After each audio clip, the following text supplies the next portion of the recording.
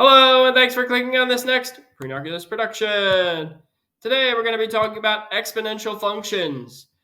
This is a concept that you learned in Algebra 1 for the very first time, and then you reviewed it in Algebra 2, and now we're going to take a look at it here for the third time in Precalculus and build on what we've already learned. So let's get started with some review, and then we'll get into some new stuff as well. An exponential function takes the form f of x equals a times b to the x, where a is the initial value. A cannot be 0. If a is 0, then you don't have a function over here other than 0. It's the initial value. It also means it's the y-intercept, okay, if we're in this form. And b is the exponential base. B cannot be 1. If b is 1, you just get 1 to the x, which doesn't do anything, right? No matter what number you plug in for x in your exponent, you're always going to get 1 as your answer. So b cannot be 1. Otherwise, the whole problem becomes very boring, and there's not much to do. With exponential functions, one of the things you do have to remember are your exponent rules. So the one exponent rule we're going to learn here or use at the beginning is the fact that if you have a to the negative m power, if you have a negative power in the exponent, you can take that power and make it positive by putting it under the fraction bar. Or if it's already under the fraction bar, you can make it positive by bringing it to the numerator above the fraction bar. So we're going to use that coming up here momentarily when we look at the graphs for our exponential functions. The first thing we're going to do is make a graph. So here is the first graph. We're going to look at a parent graph. So we're going to talk about the graph of y equals b to the x for b is greater than 1. So we're talking about numbers like 2, 3, 4, 5. Okay. The domain for this function is all real numbers, negative infinity to positive infinity. Remember, domain are your x values. You can plug in any number for x in the exponent that you want. Okay, any number in the exponent that you want. The range will be from 0, not including 0, to infinity. Now, the most interesting part about this graph is down here. Y equals 0 is a horizontal asymptote of this graph. So this graph, not only will it never touch 0, because if you look at your range, 0 is not included, it'll never go below 0. So let's take a minute now to talk about that. Everybody watching this video can understand why, I promise you. The numbers you're going to be plugging in you're going to be plugging in values for x. X is in the exponent, which is the reason why we call it exponential functions. Okay, so let's take, for example, we'll say b is equal to 2. Let's take a function like 2 to the x. Now, we want to know why the y value, your answer to this problem, can never be 0, and it'll never be negative. We can see there's no y's where the answer is negative at all. Okay? Well, if you want to get 0 as your answer, let's say we were trying to, the best idea you would have would be to put 0 in for the exponent for x. But any number raised to the power 0 is 1. So that's not 0. And then your best chance to get negative values for y would be to take numbers that are negative and plug them in for x, right? So like, for example, you can plug negative 3 in there. But the problem is, what does 2 to the negative 3 really mean? Well, I can make this exponent positive by bringing it underneath the fraction bar. So now I have 1 over 2 to the third. Well, it's 1 over 8. That's still a positive number. So any negative number you plug into the exponent, all it's going to do is move it to the denominator, but it's not going to make it negative. So this value here, or the y value, can never be a negative here based on b being a positive value greater than 1. And it'll never be 0. So y equals 0 is a horizontal asymptote of the graph. So that's going to be a key line that we're going to use when we do our transformations here coming up. This is the graph that you get. Okay, if you were to graph one of these, curves up. Okay, The key points that we're going to be using, we're going to be plugging in 1 for x. It gives you b. If you plug in 0 for x, you get 1. Any base to the power 0 is a 1. And if you plug in -1, it takes the b and flips it to the denominator, makes it 1 over b. And this is called exponential growth. From left to right, the graph is rising. Okay, so this is an example of a parent graph. So now let's take a look at what happens if b is a number between 0 and 1, like let's say it were a half. That is an example of exponential decay, and you can see the graph from left to right, it's falling, okay? But many of the things are still the same. This should be exponential decay, sorry. Okay, we still have a horizontal asymptote at y equals 0, and the graph is still never negative for the same reason it wasn't a moment ago. If you take 1/2, for example, and raise it to, let's say, the -2 power, well, that just takes the 1/2, flips it over, and raises it, makes the power positive. So it makes it 2 squared, which is 4. Okay? So that's not going to help. All right? So there are our key points. If I plug in 1, I get b. If I plug in 0, I get 1. And if I plug in -1, I get 1 over b, which is what we're going to look at here in just a couple of moments. All right? So that's what your graph can look like: exponential growth, exponential decay. So let's go ahead and graph these things. We're going to use transformations. We'll start with a parent graph. This is a parent graph. So the parent graphs can change. Could be a 2 to the x, a 1/2 to the x, a 3 to the x, a 5 to the x, could be whatever. So let's talk about how to graph it. There are no transformations on this graph. Let's talk about our key points. We're going to plug in 3 numbers. We're going to plug in -1 for x. If I do, I get y equals 2 to the -1. This flips to the denominator, becomes 1 over 2 to the 1, which is 1/2.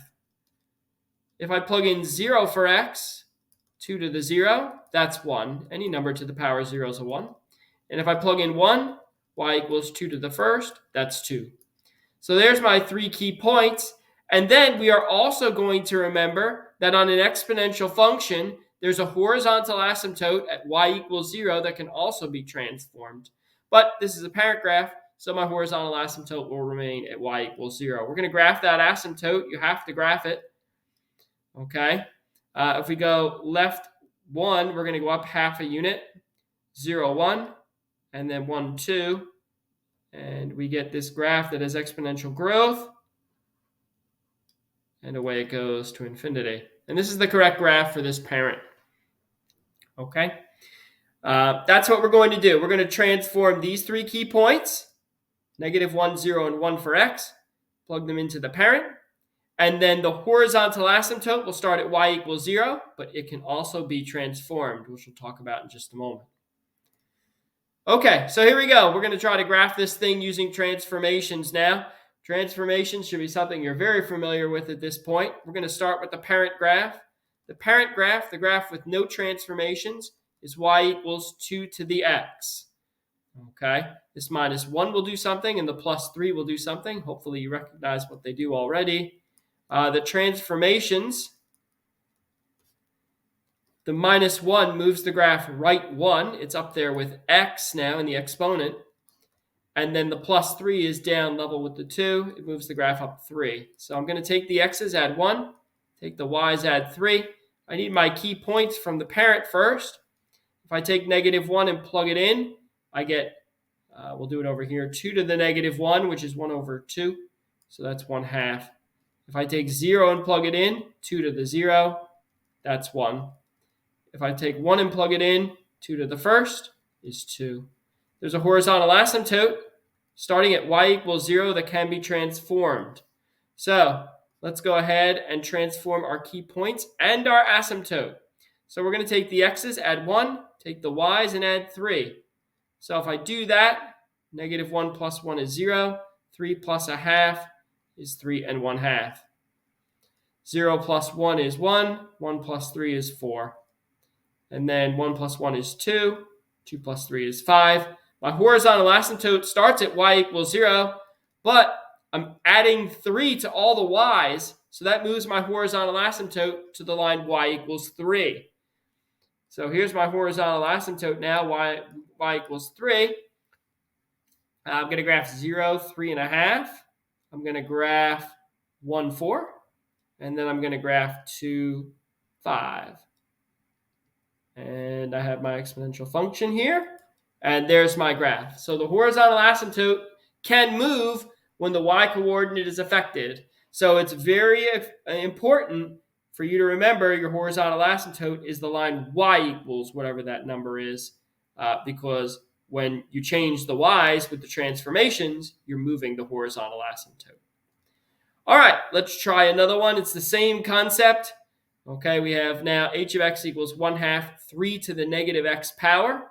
So my parent graph is going to be y equals 3 to the x. The negative in front of the x will do something, and the 1/2 will do something else. My key points on this graph, if I plug in -1, I have 3 to the -1. We'll do it over here on this side. That's 1/3. If I plug in 0, 3 to the 0 is 1. And if I plug in 1, 3 to the 1 is 3. It's an exponential function. We start with a horizontal asymptote at y equals 0. So now my transformations, Formation, transformations. Okay, there's a vertical shrink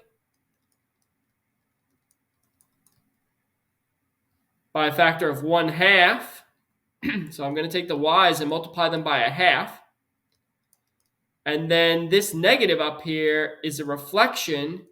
It makes the x's negative. So it's a reflection, makes the x's negative. It's a reflection over the y-axis. Take the x's and multiply them by -1. So I'm going to take all my x's, multiply them by -1, multiply my y's by 1/2.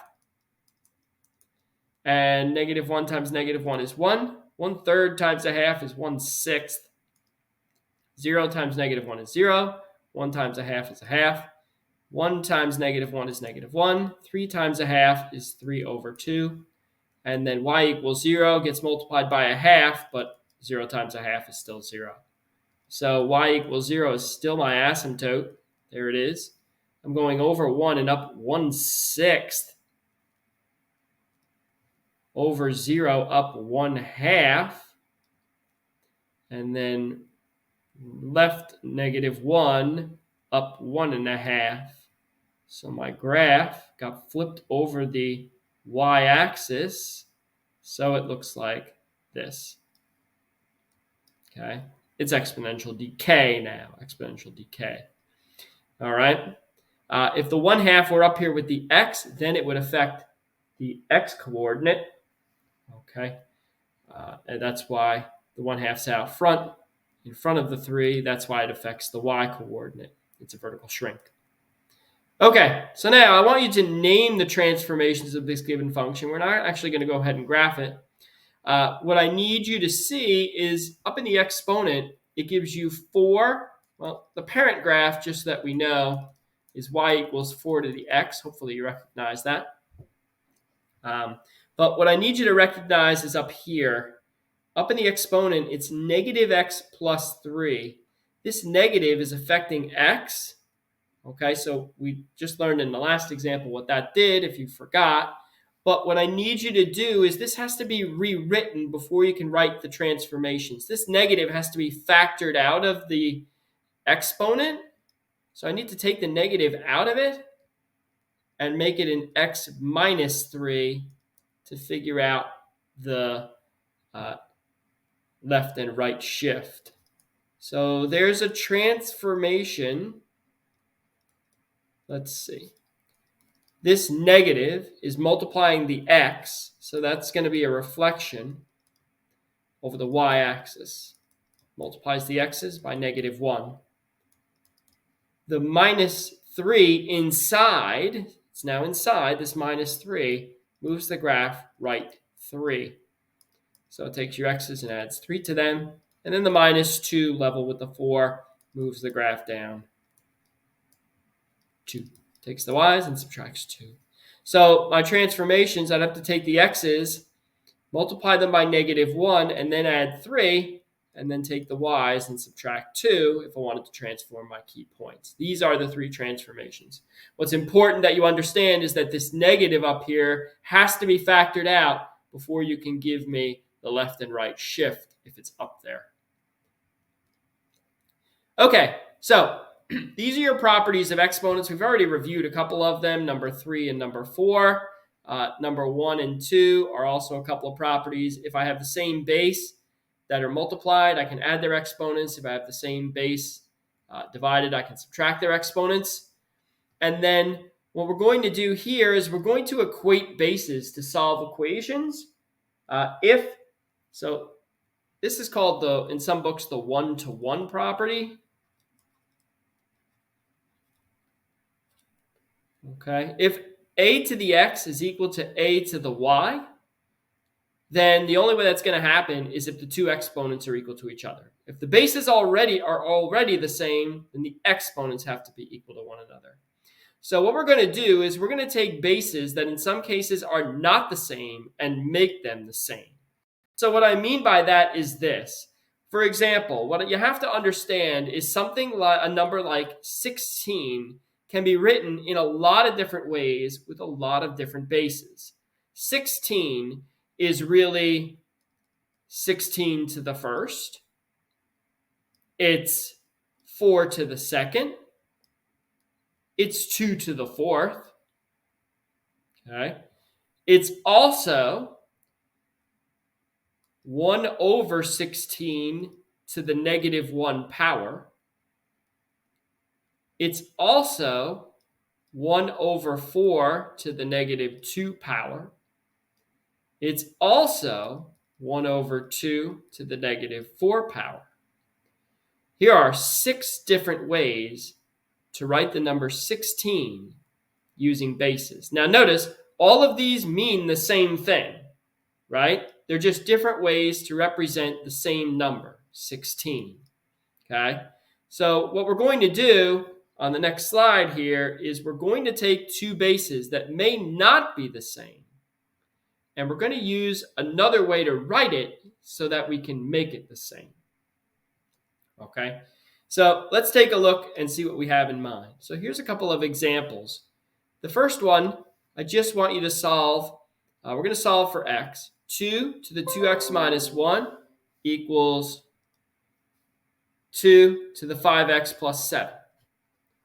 So these bases are already the same, which means that if a to the x is equal to a to the y, then x has to be y. So the exponents now just have to be equal to each other to make this happen, because the bases are already the same. So now I can solve this for x pretty easy. Subtract the 2x over.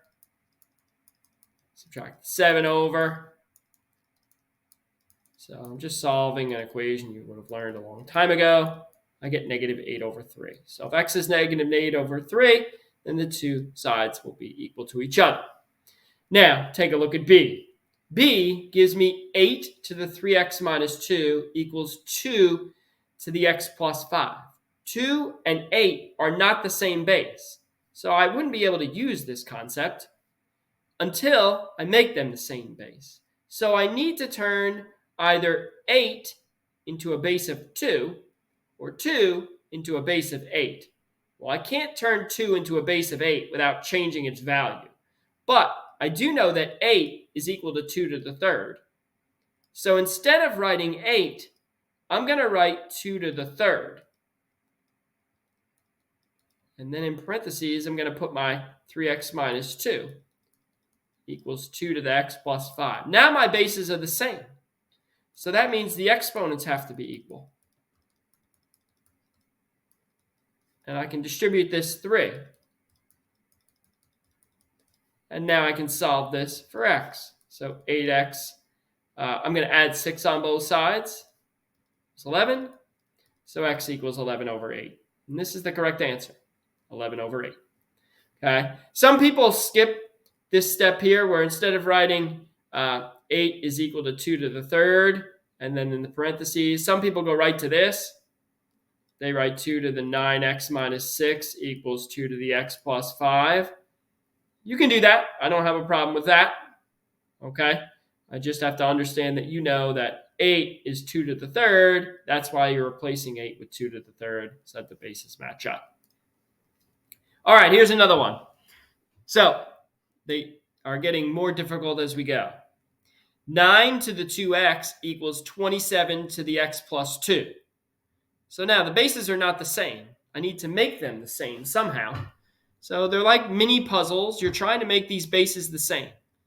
Well, I can't write 9 down as something in terms of 27.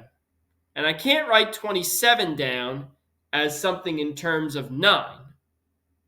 Right? So there's not 27. 9 to no power will give me 27.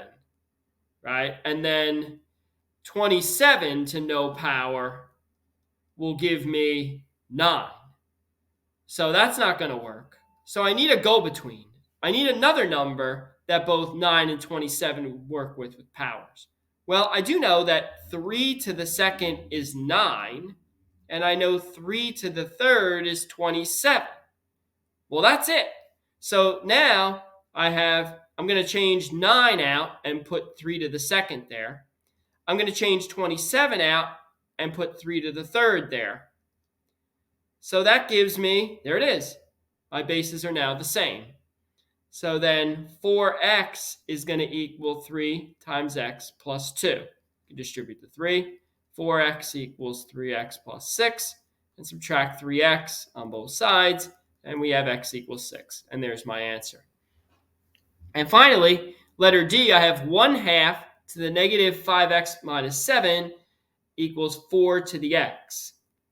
Well, again, 1/2, I could write 1/2. That's 1/2 to the 1. It could be 2 to the negative 1, right? That's also a half. But none of those will give me 4. But 4 is 2 to the second. So I'm going to use 2 to the negative 1, and I'm going to use 2 to the second.